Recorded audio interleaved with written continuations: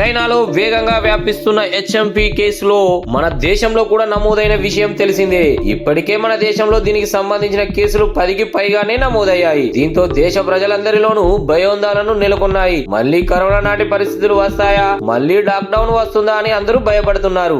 ఎక్కడ ఈ వైరస్ మన తెలుగు రాష్ట్రాలకు వస్తుందోనని కంగారు పడుతున్నారు. ఇప్పటికే ఈ వైరస్ కేసులు ఎక్కువగా ప్రభావం చూపకుండా కేంద్ర రాష్ట్ర ప్రభుత్వాలు అప్రమత్తమయ్యాయి. అధికారులను అప్రమత్తం చేసి తగిన చర్యలు తీసుకోవాలని ఆదేశించింది. ఇప్పటికే పలు జిల్లాల్లో ఆంక్షలు కూడా విధించారు. ఎక్కడ ఈ వైరస్ ఎక్కువ ప్రభావం చూపుతుందని భయపడుతున్నారు. అందరూ కంగారు పడినట్లే హైదరాబాద్ కు కూడా ఈ వైరస్ సోకినట్లు వార్తలు వస్తున్నాయి. హైదరాబాద్ లో 11 చైనా వైరస్ కేసులు నమోదైనట్లు వార్తలు వస్తున్నాయి. హైదరాబాద్ లోని మనీ మైక్రోబయాలజికల్ ల్యాబ్ లో 11 హెచ్ఎంపీవీ వైరస్ కేసులు బయటపడినట్లు తేలింది. గత ఏడాది డిసెంబర్ లో వైరల్ ఇన్ఫెక్షన్ తో బాధపడుతూ ఈ ల్యాబ్ కు వచ్చిన 258 మందికి వైద్య పరీక్షలు నిర్వహించగా అందులో 11 మందికి వైరస్ సోకిందని వెల్లడైంది. దీంతో ప్రస్తుతం ప్రజల్లో భయాందోళనలు నెలకొన్నాయి. అయితే ఈ విషయంలో హైదరాబాద్ లోని money microbiological lab good news చెప్పింది. ఆ వైరస్ సోకిన వ్యక్తులందరూ విజయవంతంగా చికిత్స తీసుకున్నారని, వారంతా డిశ్చార్జ్ అయ్యారని తెలిపింది. ప్రస్తుతం వారికి ఎలాంటి ప్రమాదం లేదని,